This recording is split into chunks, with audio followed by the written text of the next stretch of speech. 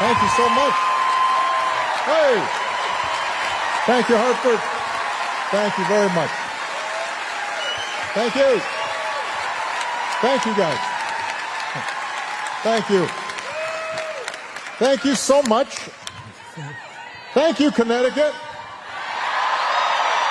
I appreciate you. Thank you for the lumbar support. And Heather, I do have to just be clear about this whole Yukon thing. Coach Ariyama, like, we had a room for him in the White House. I will point out that while I was in office, they just kept on winning. And I picked him about 4 or 5 times. So, you know, 1 year I get it wrong, and suddenly everybody's all on me about it. Just letting you know. Much respect to the Huskies. Please. But it is nonetheless an honor to have you here at the Connecticut Forum, and thank you all for coming tonight. Shall we dive into it? Let's go. Let's talk. So let's chop it up, as they say. So let's start off the top. You are both a historic figure and a historical actor in one of the most fraught times in American history. And in your book, A Promised Land, you wrote about the conflict between working for change within the system and pushing against it, wanting to lead but wanting to empower people to make change for themselves, wanting to be in politics but not of it. What did that mean for you in your early career, and how has it changed? How did it change when you were president, and how do you think about that now that you're out of office? Well, I've talked about this publicly before. I was not someone who, as a young person, said, I want to be president. I wanted to be a basketball player, architect. There were a bunch of different things. Politician was not on the list. The way I came into it, I was inspired by social movements. I was inspired by, in particular, the civil rights movement that I had been too young to participate in. My role models were people like Bob Moses and Diane Nash and the Freedom Riders, and then, after I'd started community organizing and then went back to law school, this is a moment when solidarity is rising in Poland, right? And the Berlin Wall is coming down, and Tiananmen Square is happening, and the people power in the Philippines, and so you're seeing a sense of ordinary people rising up and taking control of their lives and overthrowing oppressive structures and systems. And so that's what excited me. But what I also recognized from studying with smart professors like you and doing a little reading, by the way, for young people here, reading. It's outstanding. Cat videos and TikTok's great, but every once in a while, picking up a book. What you came to recognize is that the success of the Voting Rights Act or the Civil Rights Act was first and foremost the courage and tenacity of generations of freedom fighters and the civil rights movement and Dr. King, but it was, in the end, also Lyndon Johnson. As flawed and tragic a figure as he was in a lot of ways, his capacity to overcome the constraints of his background and his politics as a Dixiecrat and then say, you know what, at this moment in history, I'm going to help make this happen. That was important too. And figures who aren't famous in the Justice Department who made sure that the federal government weighed in on the side of equality and freedom. And that, I think, continues to be the recipe for change when our democracy is working. I do believe the most important office in a democracy is the office of citizen, that change happens because ordinary people get together and reimagine what their lives could be and push on the system. But I also think that you have to have people inside that system that can translate those impulses into laws and institutional practices. And you know, I've been on both sides of that equation, and there have been times once I was in office where I got pushed, and sometimes it was annoying to me, but it was necessary. And it was sometimes necessary for me when I was on the outside, and I pushed to hear that those who were working within government or in politics, it was important for them to be able to explain that you're not the only interest group, you're not the only constituency. There are other equities, and so we have to balance those equities. That's part of our job. And that, I think, is how a healthy democracy works. And unfortunately, I think both outside government and inside government, sometimes we get so cynical, or we want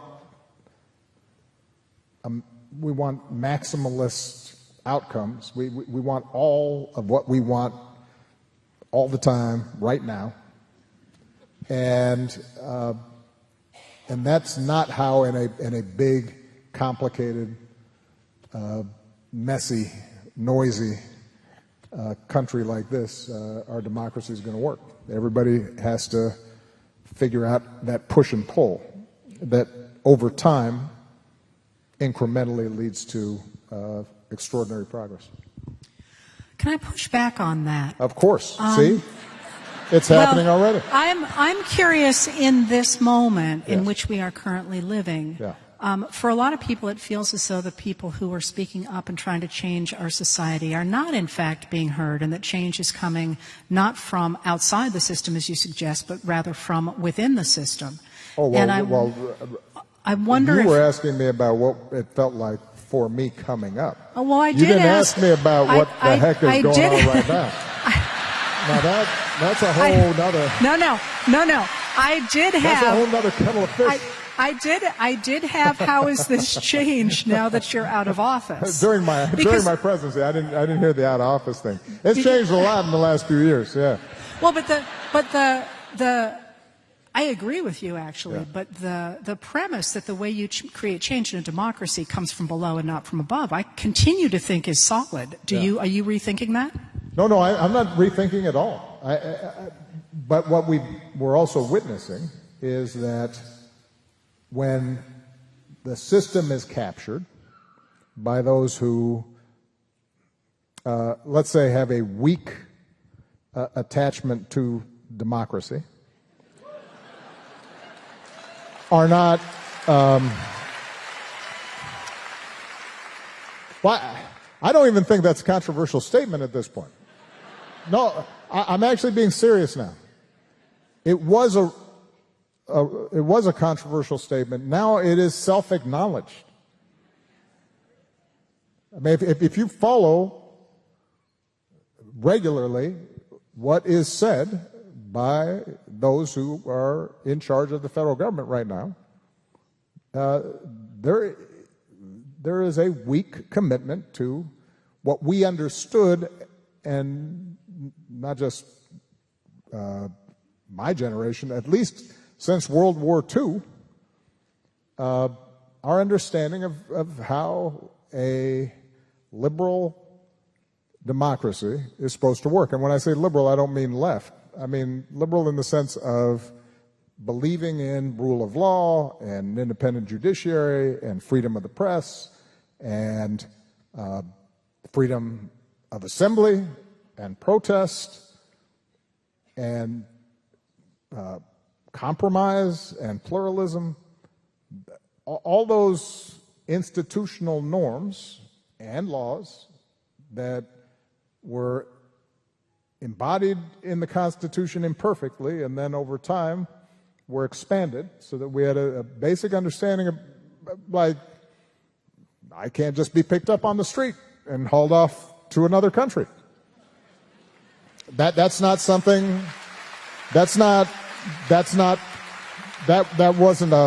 wasn't a partisan view. That wasn't a Republican or a Democratic notion that shouldn't happen. That was an American value and norm. And so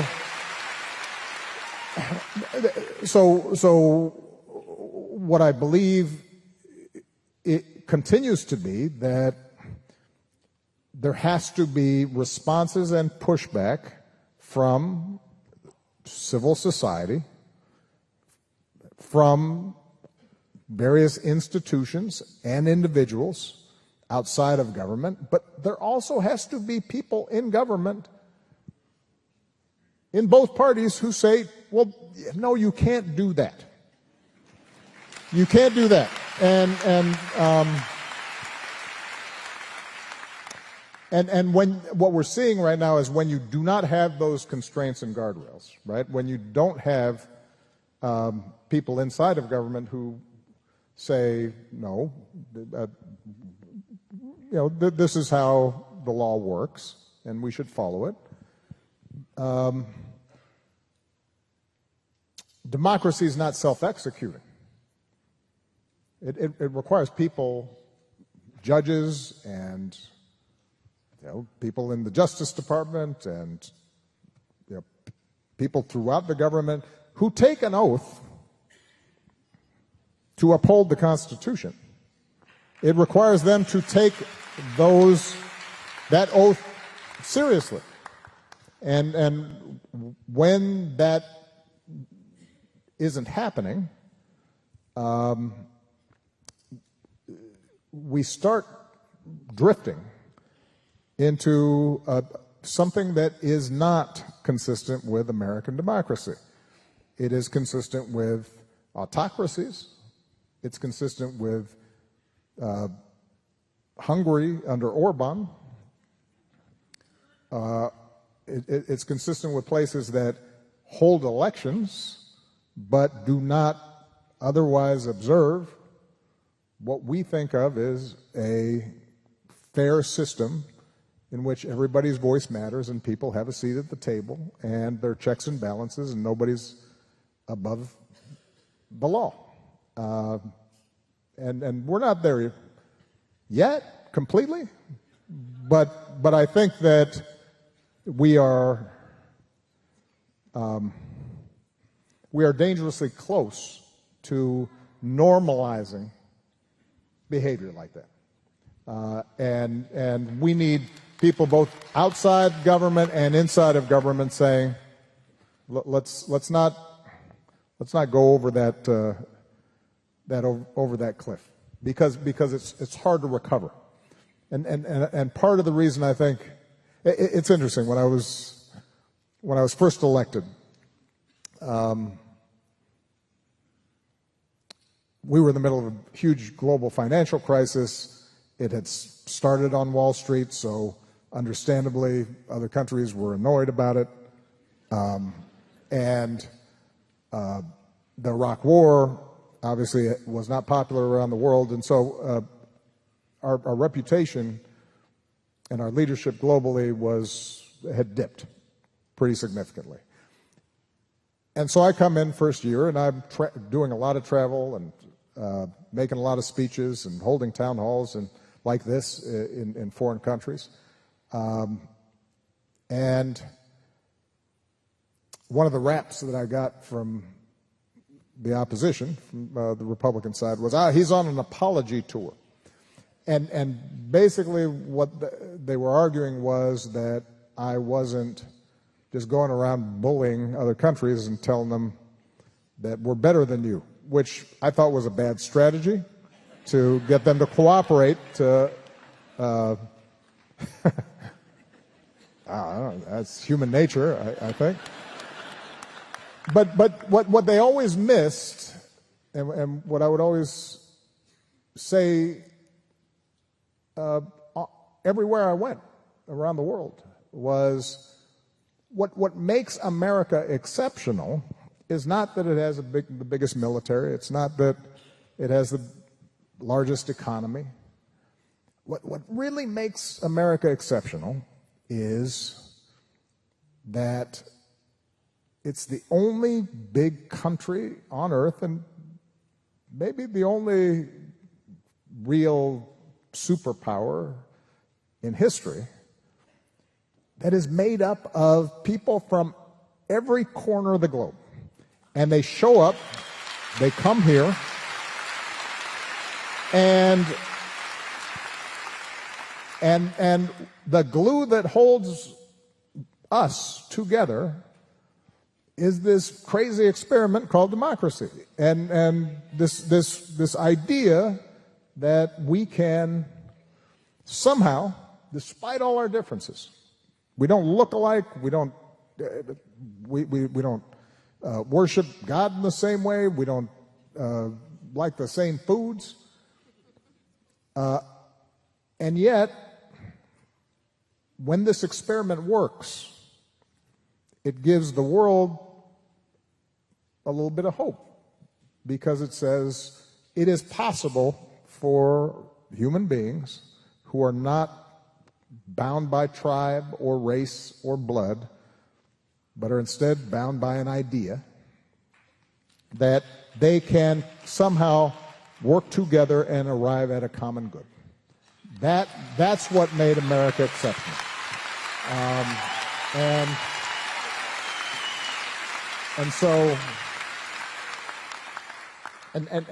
So I think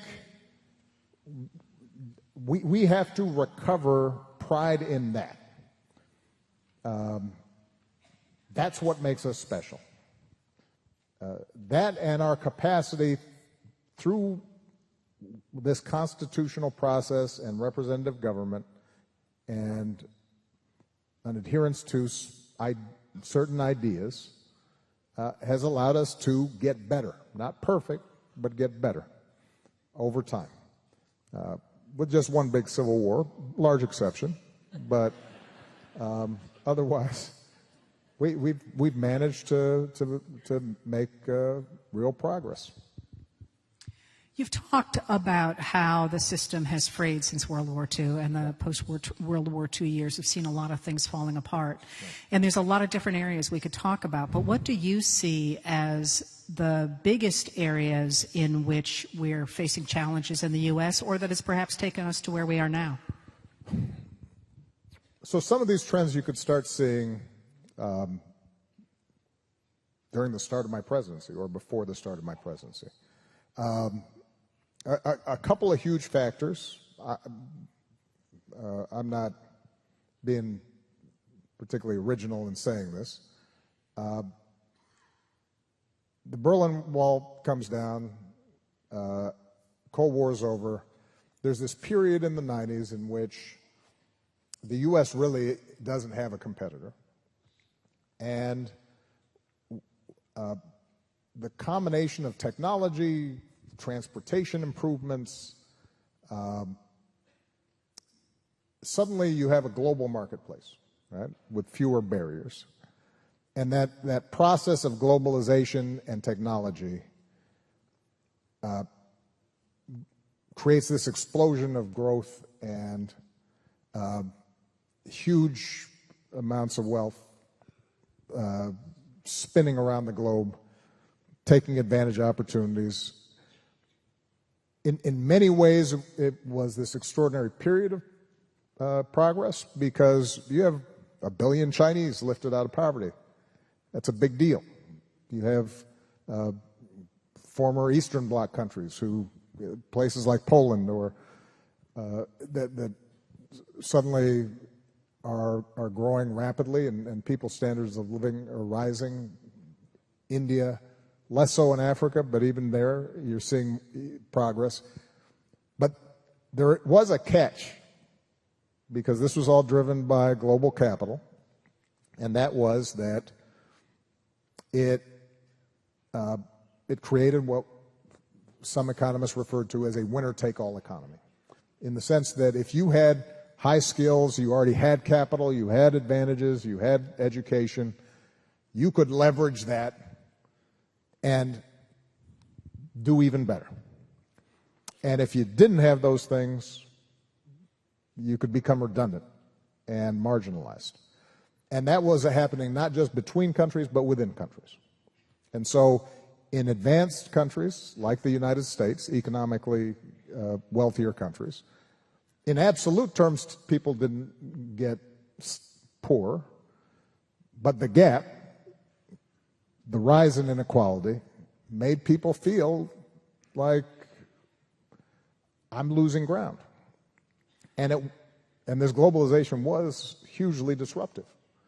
Right? So at first it happened in manufacturing, and that happens pretty early in the 70s and 80s, but then it starts happening in other industries and retail, and you get Walmart, then Walmart now suddenly has to deal with Amazon. And those economic dislocations and the capacity of some people to make $100 billion or more, and others not, and have trouble making the rent or feeding their families, that's created tensions. And if you combine that with a change in the information ecosystem brought on by the internet and then social media, and everybody carrying around this little thing in their pocket, what that also did was to let everybody know how unequal everything was. You know, many people know my father was from Kenya. When I went there for the first time in 1987, I mean, this is rural. There's no indoor plumbing in a lot of areas. There's no electricity. By the time I went back in, let's say the last time I was there, 2011, 12, I was probably 13. Everybody's got a cell phone. So you have people who are subsistence farmers looking at the Kardashians.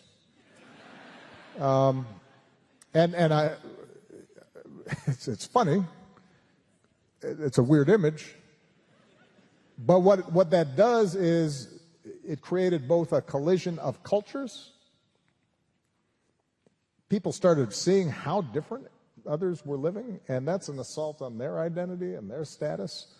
And it also triggered all kinds of movement among peoples. The degree to which mass migration has been triggered in part by the communications revolution, I think, is something that is not talked about enough.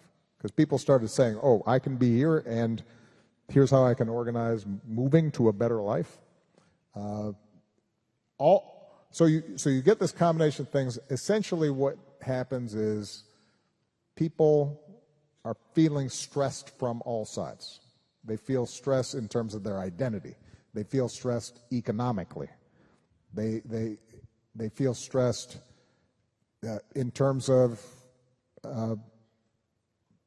social arrangements and gender norms and marriage and all the institutions and religion, all the things they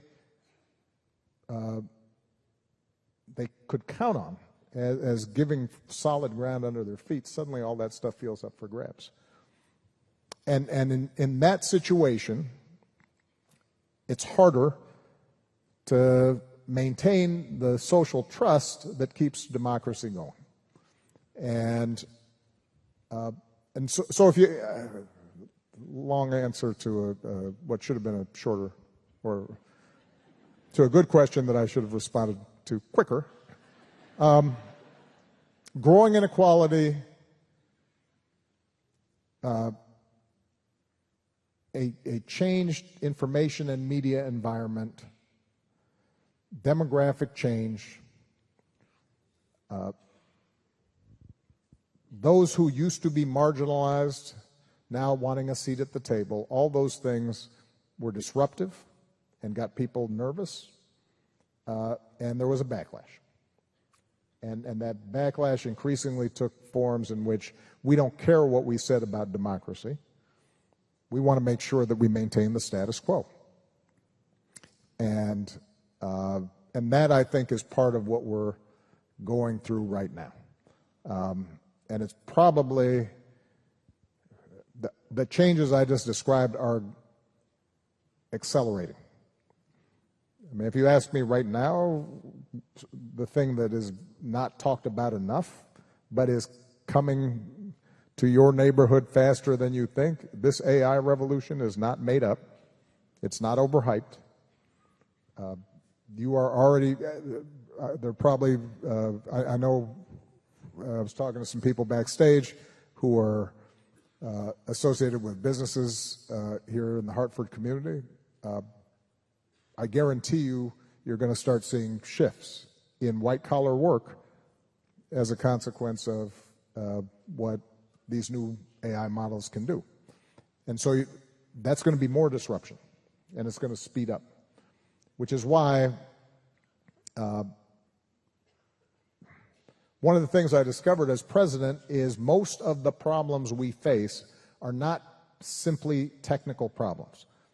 If we want to solve climate change, we probably do need some new battery technologies, and we need to make progress in terms of getting to zero emission carbons. But if we were organized, right now we could reduce our emissions by 30% with existing technologies. It'd be a big deal. But getting people organized to do that is hard. Most of the problems we have to do with how do we cooperate and work together. Not, do we have a 10-point plan or the absence of it? Public schools, we know how to teach kids effectively, but organizing school boards and making sure adequate funding is there and making sure that teachers can teach, and that's what's hard. So if you ask me right now what is our biggest challenge, I go back to what I talked about earlier. Our biggest challenge right now is we need democracy and social cohesion and trust more than ever,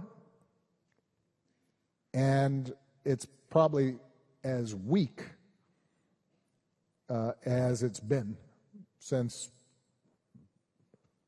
I've been alive. And that's a bad combination. And so if we're going to fix all these other problems, if we're going to deal with climate change effectively, if we're going to deal with this AI revolution in a smart way, if we're going to address economic inequality, it is going to start with a reaffirmation of our ability to work collectively together. If we don't do that, then the other stuff is not going to get solved. So one of the, yeah, go ahead.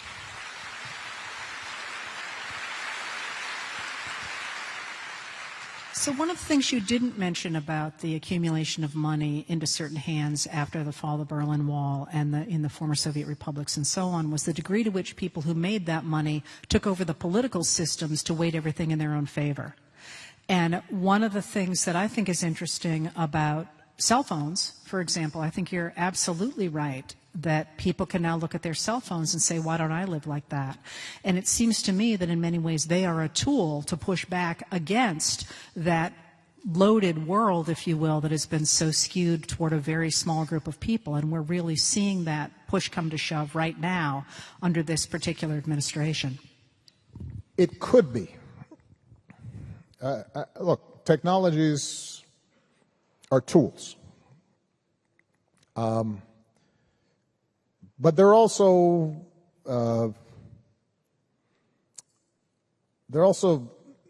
not, I don't want to stretch the analogy too far, but they're also operating systems. They kind of move you in certain directions. I was jokingly talking about books previously, but books are an interesting technology because they force you to focus and concentrate your attention over a certain period of time, and that encourages you to consider a bunch of factors and to think about complexity and to reason things out. It creates certain habits of the mind. Tweets do something different. And look, I was the first digital president, so I saw the dawn of this and saw it unfold. In the book Audacity of Hope that I wrote right after I'd been elected to the Senate, so this is pre-presidency, I have a chapter that starts with me visiting the Google campus in Mountain View in 2005. And it is fascinating. I'm talking to Sergey and Larry, and you could already see the revolutionary potential of this. And then smartphones come out around 2010 and are associated with the Arab Spring and Tahrir Square, and there's this enormous optimism. And I myself was elected in part because of this digital revolution, because I was not the establishment candidate. I'm an upstart. And so I've got a bunch, and I can't even take credit for any of this. The reason I was an early adapter of digital technology and campaigning was because I could only afford to hire 20-something-year-olds. They were the only ones stupid enough to think that we could get me elected to anything. And so I'd come into the office, and we'd have our little, Mac, and they'd say, "Oh, we set up a web page." I said, "That's great. What is that?" And then they'd kind of show it to me, and they say, "Look, you can click this button, and people can volunteer." I said, "Really? And what does that button do?" "People can send you money." I said, "No, really? This is great." I had nothing to do with it. But I was smart enough to get out of these kids' way. And so, but I give credit, I take credit for that. The reason I'm saying all that is what you said, Heather, is absolutely right. There is the promise of this connectivity being harnessed for good. What we have learned subsequently is that it can also be harnessed for bad. And it can be captured by authoritarian states. It can be captured by wealthy economic interests. And there is something that has happened in social media in particular, which is their business model shifted.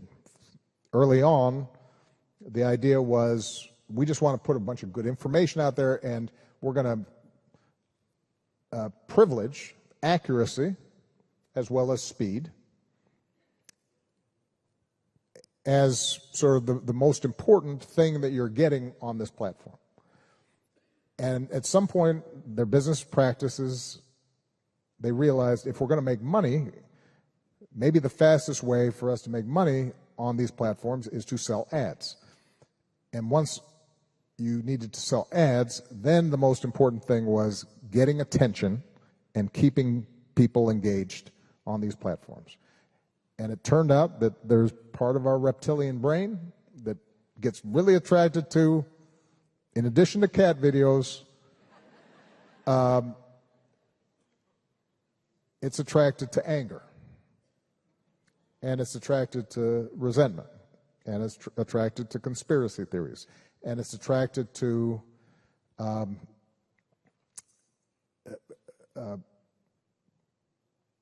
those aspects of ourselves that react rather than try to think. And it also splinters and divides into these slots. And you go down different rabbit holes. And so what it's done is we've lost a monoculture. We've lost everybody watching Walter Cronkite. We've lost everybody watching MASH or Mary Tyler Moore or All in the Family or Roots. We've lost everybody getting a Time magazine, and on the cover is this new novel or new novelist, and so everybody's got to read that book. And so it makes it more difficult now for us to find common ground. It makes it easier for demagogues to divide us and start arguing that those people who do those things in those spots, who don't look like us, they're after you and they're trying to get you. And so one of the most important challenges I think our democracy faces is how do we regain some common sense of truth. Not absolute truth, but rough, basic truth. In 2020, one person won the election, and it wasn't the guy complaining about it. And that's just a fact. That wasn't, just like, my inauguration had more people. And that's demonstrable. I say that, by the way, not because I don't care, but facts are important. Because if you can't, and I think one of the most pernicious things that has happened is we have a situation now where we're not just arguing policy or values or opinions, but basic facts are being contested. And that is a problem. Because then the marketplace of ideas of the democracy don't work. I've said this before, but I always repeat it. You and I can have an opinion about this little side table.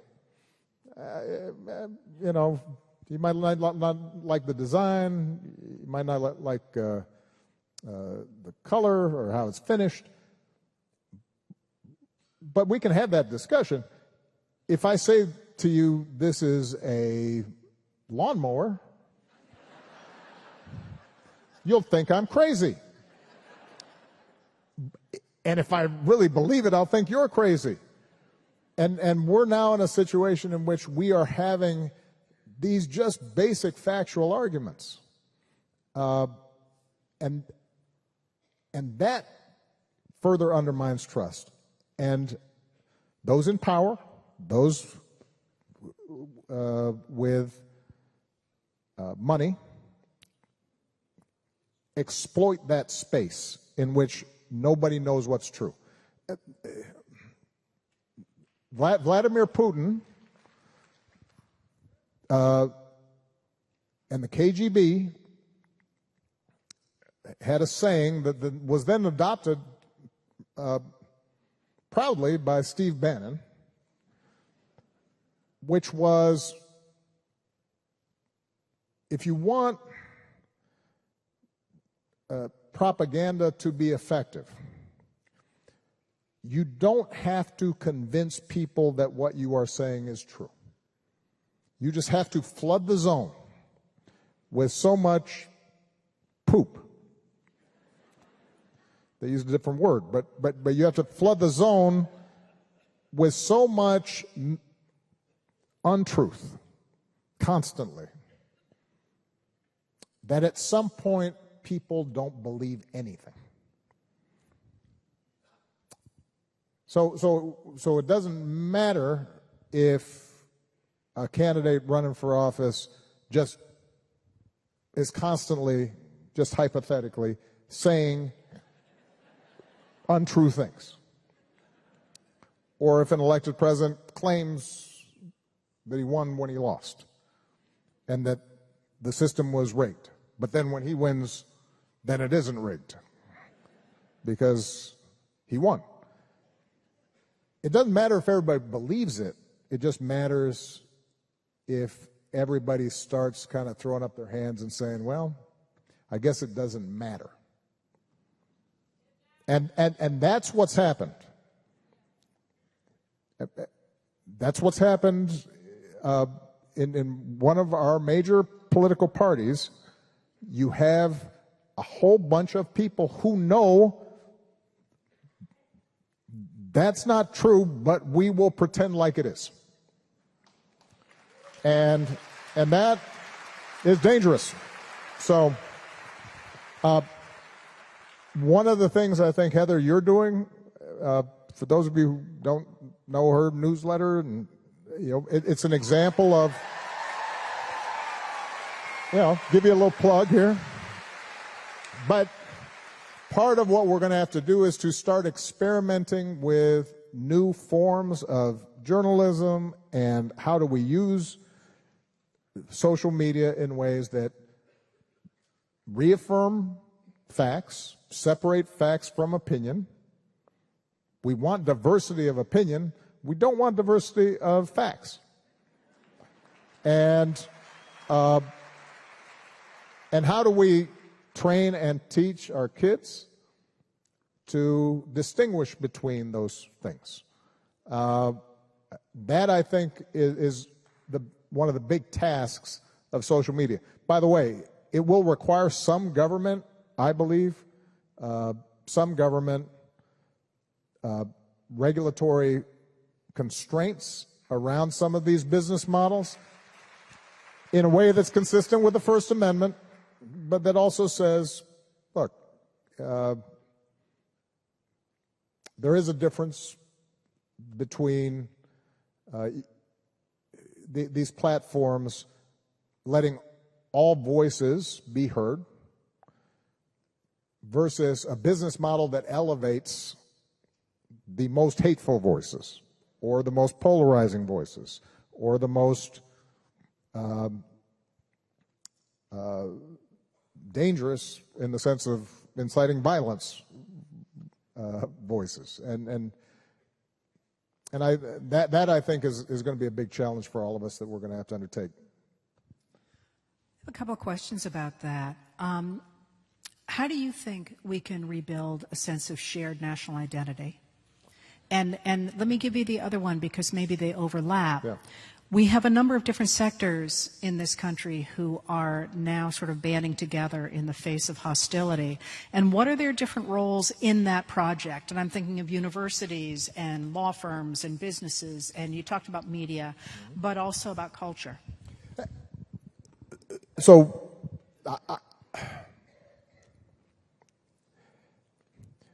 there is this great American story.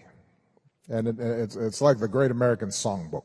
There is a running thread through America, from Thomas Paine and George Washington to Thoreau and Emerson and Lincoln and Douglas and all the way through King and Kennedy's inaugural. There is Whitman. There is a story about America that includes everybody. It's a good story. It's a story about people who. It's a story about people who aren't pretentious and don't believe that anybody is worse than them or better than them. That we're all endowed with a core dignity, and and are deserving of rights and respect, and have to assume responsibility for ourselves individually and our collective lives. And we all play a part. And that historically has not been I'm repeating myself here, it hasn't been a Republican or a Democratic idea. That is an American idea that everybody could tap into. And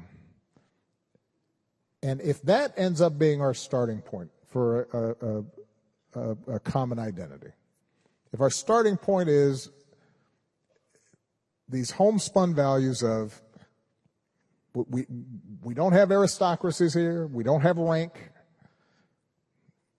we don't have monarchies, we have rule of law, all people are equal in the eyes of the law, that we all have a part to play in democracy, that we all have to take individual responsibility for our lives, but we also have to, as Lincoln said, do some things together because we can do it better together than we can do it apart. If that's our starting point, then I think we'll be okay. But that's not where we are right now. I think right now what we're seeing is a politics that is reasserting a bad story of America, which is that even if there aren't technically ranks,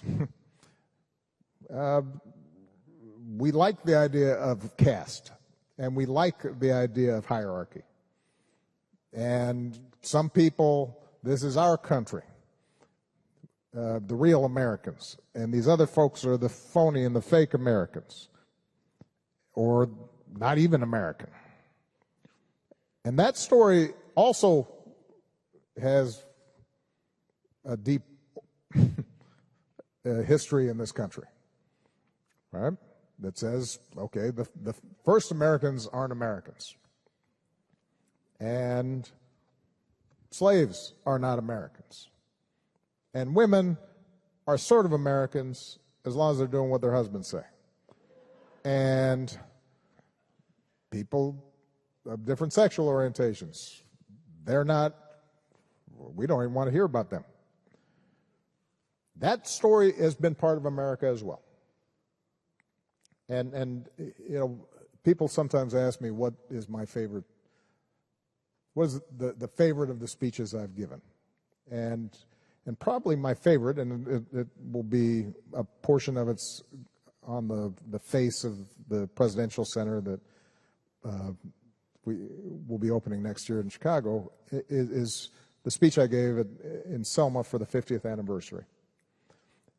And the reason I love that speech is because, to me, that contest on the Edmund Pettus Bridge is as important a battle as Concord and Lexington and Appomattox, because you have on one side, you have on one side John Lewis in a backpack and an apple and a toothbrush, and maids, and college students have flown down, and rabbis, and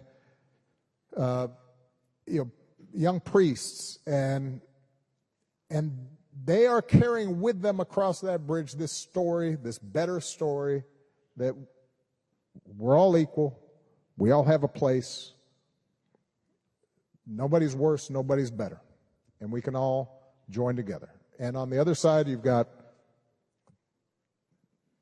folks on horseback with billy clubs and guns and dogs, and they're carrying a different story, which is, no, ignore what we say in the Declaration of Independence. We have caste. And some people are better and more deserving than others and have more power and more wealth.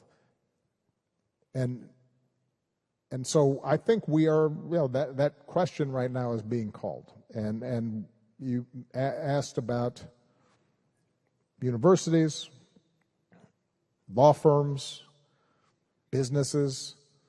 One of my bigger concerns is when I see institutions cower before this bad story because they're worried that it will affect their bottom lines in some fashion. And the question I've asked, because there have been partners in law firms who have called me and asked me about this. There have been university presidents who I've had conversations with about this. Businesses who've asked me how they think they should handle this.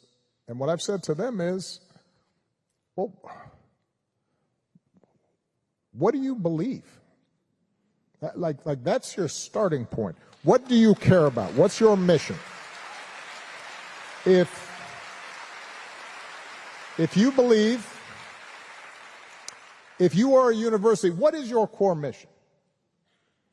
And if as I think your core mission should be, it's to teach, to transmit knowledge and broaden horizons for young minds, and transmit information that allows them not just to get a job, but also to live meaningful lives and be good citizens.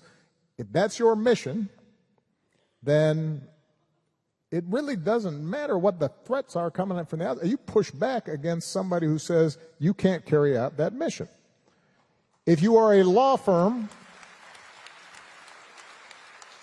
then now obviously you're running a business, it's a partnership, you're billing, you want clients, but you're also all supposed to be officers of the court. You went into the law presumably not just because you couldn't think of anything else to do, or your dad or your mom thought it was a good idea. Presumably you went into the law because you believe in the law. So if you are getting pressure from government saying ignore or fudge or compromise that commitment, you have to push back. Now,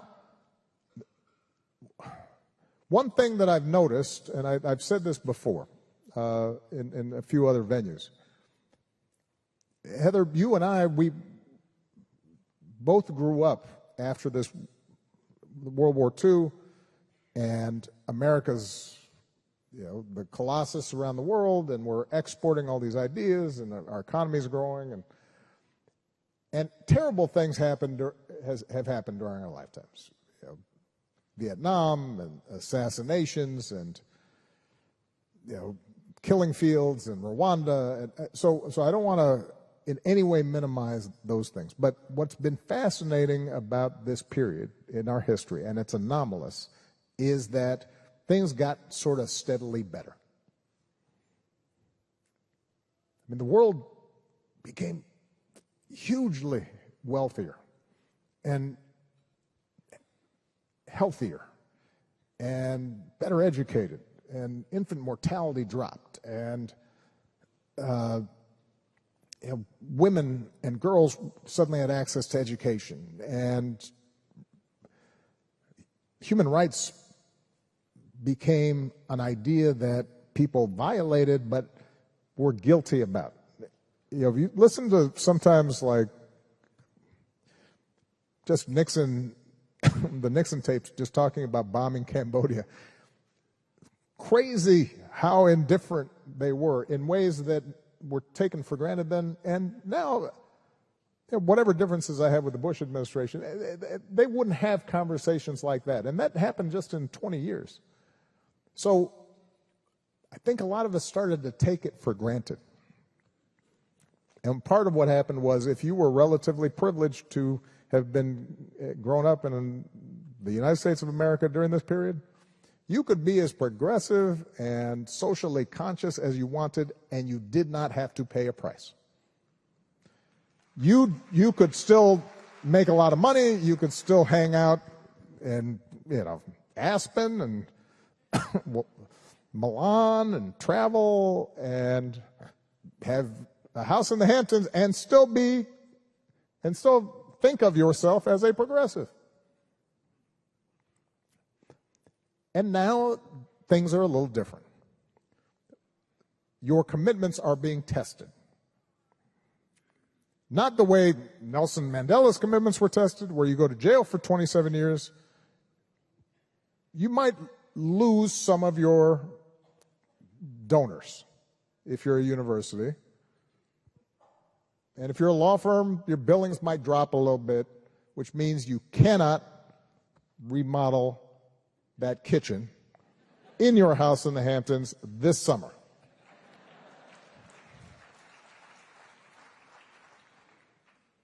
And if you're a business, and this has happened because I've been getting calls about it, yes, you may be threatened by an administration that says we won't approve a merger or we will launch an investigation of you and we will make you uncomfortable. Part of what all this tariff stuff is about, by the way, because it's such it is such poorly thought out economics. So you kind of wonder, well, why would you do something that's just not well thought out? I mean, you can apply tariffs. There's a place for tariffs to help open up markets and leverage. The United States sometimes gets taken advantage of because we've been the biggest market. China in particular, as it came up, started taking advantage of the rules, and my administration applied tariffs as well, occasionally, to counteract these bad practices. But that's not what's going on now. What's going on now is that the tariffs means everybody has to come to you for favor. You apply blanket tariffs around the world, now suddenly Vietnam's got to negotiate tariffs, and would it be helpful in terms of lowering tariffs if maybe we approved a golf course for a certain business? All right, let's discuss that. So what's happening is that we now have a situation in which all of us are going to be tested in some way. And we are going to have to then decide what our commitments are. And it will be uncomfortable for a time. But that's how you know it's a commitment. Because you do it when it's hard. Not just when it's easy, not just when it's trendy, not just when it's cool. And I sometimes I feel as if during my presidency, I think a lot of people felt comfortable in their righteousness because they didn't have to test it. And now you have to test it a little bit more.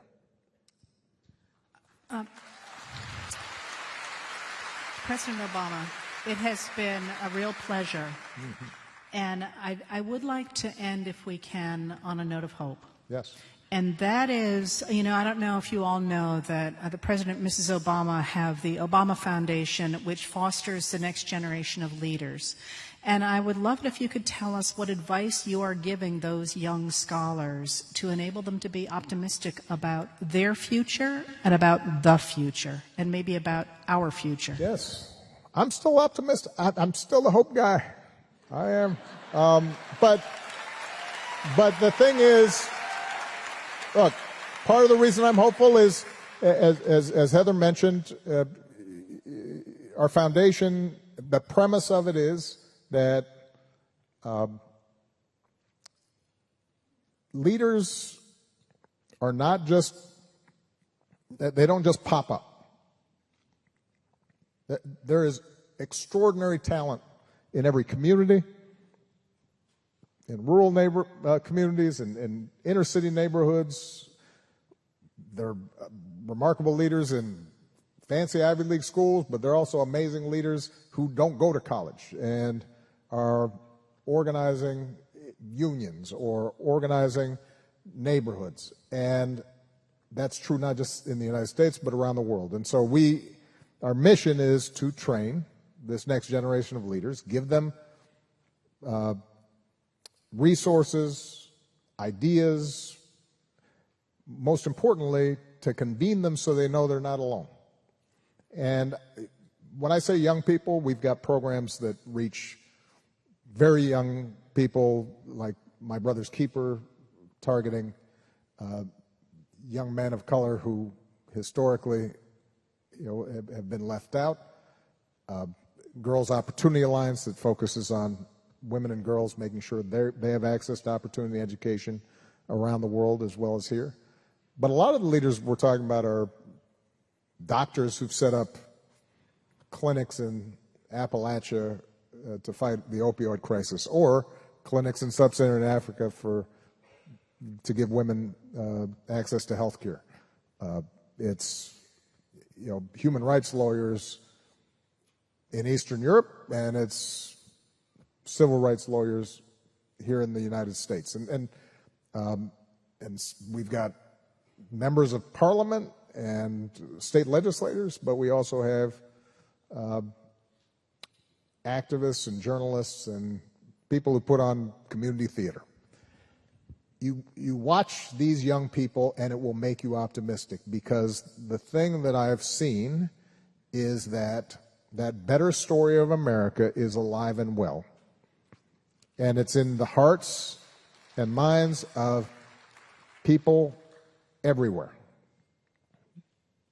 But we're not giving it enough of an institutional base and support, and we're not fighting for that better story enough, and these kids are willing to be on the front lines fighting for it every day.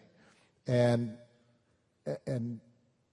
so where my optimism comes from, it's not blind optimism.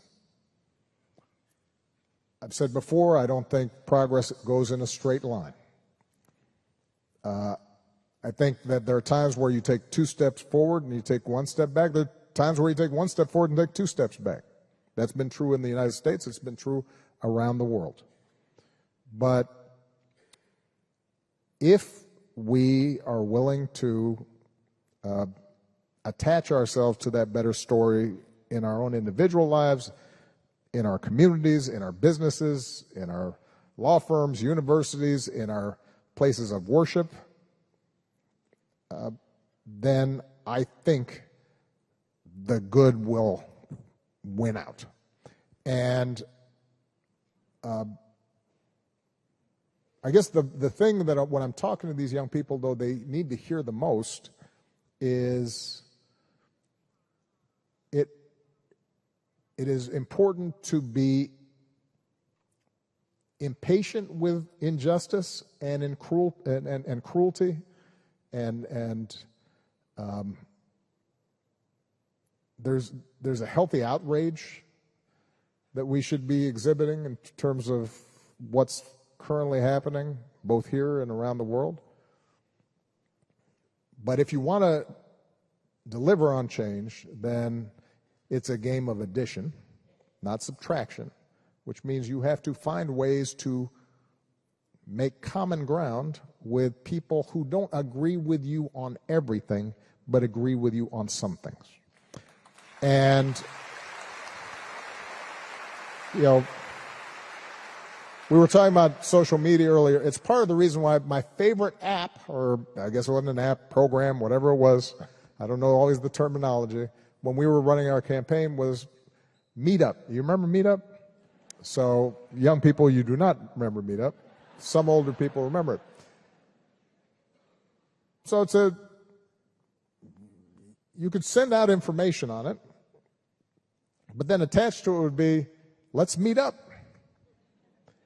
And you didn't stay in your cocoon on your phone, the phone prompted you to then actually meet people in the real world. And the reason I loved it was you'd get like the Idahoans for Obama. We didn't send a staff to Idaho because generally it was not going to vote for a Democrat, but we wanted to encourage volunteers, so they'd self-organize. They'd send out, let's meet in a church basement, and they'd all show up. And online, it sounds like they're all the same. And they agree on everything, and, you know, there's a certain type of person who's supporting Obama. Then they show up, and it's like you've got what looks like a former Army colonel with a buzz cut and a flannel shirt. And then you got a young black woman with a nose ring. And then you've got a mom pushing a stroller coming in because she couldn't get a babysitter. And now they've got to have a conversation that doesn't just focus on we hate the other side or we don't like this or we don't. Actually, they now actually have to recognize, oh, part of being a community, part of learning from each other is even the people we agree with, we don't agree with 100% of the time. We have to, people are complicated and unique, and they have their own stories.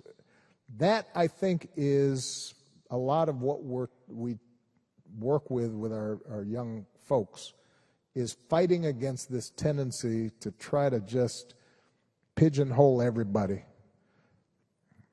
And I think the left sometimes does it as much as the right, and it's part of what contributes sometimes to backlash. When the left starts being scolds and wanting absolute positions on things, and like you have to agree with me on everything, as opposed to, yeah, you know what, I'm not crazy about your position on X, but man, don't you agree on Y?